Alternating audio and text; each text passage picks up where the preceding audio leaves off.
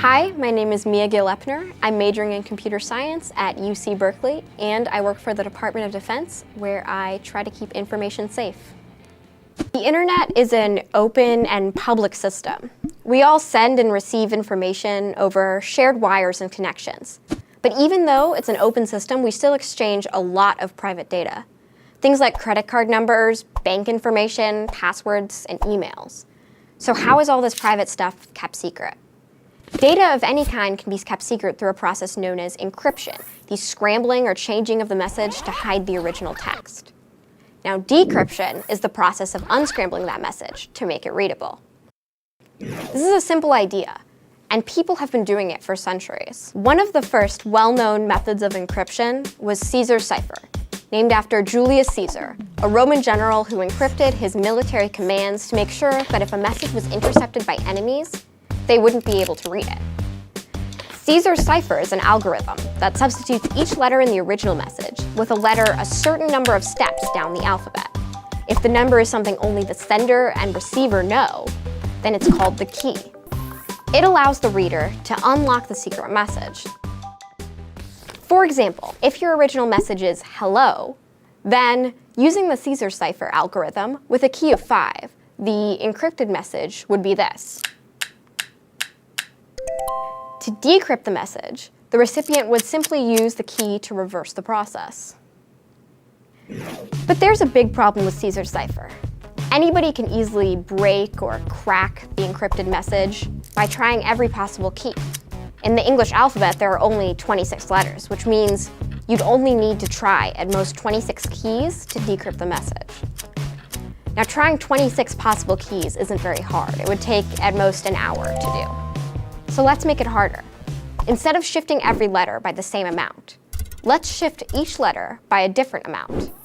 In this example, a 10-digit key shows how many positions each successive letter will be changed to encrypt a longer message. Guessing this key would be really hard. Using 10-digit encryption, there could be 10 billion possible key solutions. Obviously, that's more than any human could ever solve. It would take many centuries. But an average computer today would take just a few seconds to try all 10 billion possibilities. So in a modern world, where the bad guys are armed with computers instead of pencils, how can you encrypt messages so securely that they're too hard to crack? Now, too hard means that there are too many possibilities to compute in a reasonable amount of time. Today's secure communications are encrypted using 256-bit keys. That means a bad guy's computer that intercepts your message would need to try this many possible options until they discover the key and crack the message.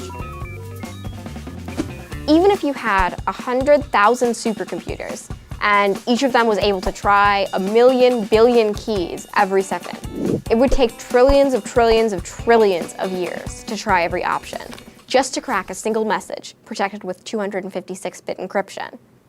Of course, computer chips get twice as fast and half the size every year or so. If that pace of exponential progress continues, today's impossible problems will be solvable just a few hundred years in the future, and 256 bits won't be enough to be safe. In fact, we've already had to increase the standard key length to keep up with the speed of computers. The good news is, using a longer key doesn't make encrypting messages much harder, but it exponentially increases the number of guesses that it would take to crack a cipher. When the sender and the receiver share the same key to scramble and unscramble a message, it's called symmetric encryption.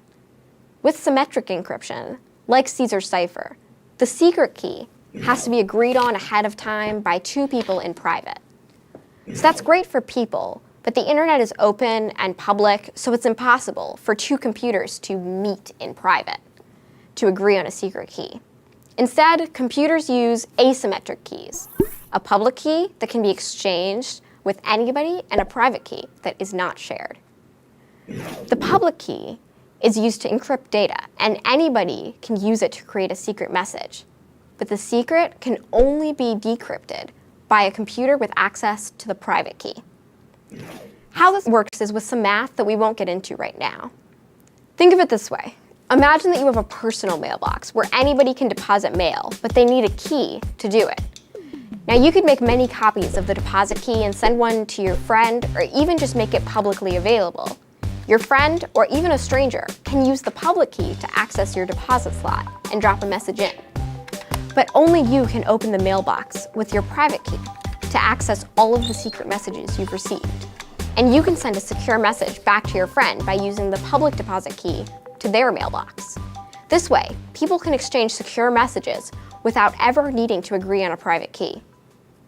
Public key cryptography is the foundation of all secure messaging on the open internet, including the security protocols known as SSL and TLS, which protect us when we're browsing the web. Your computer uses this today anytime you see the little lock or the letters HTTPS in your browser's address bar.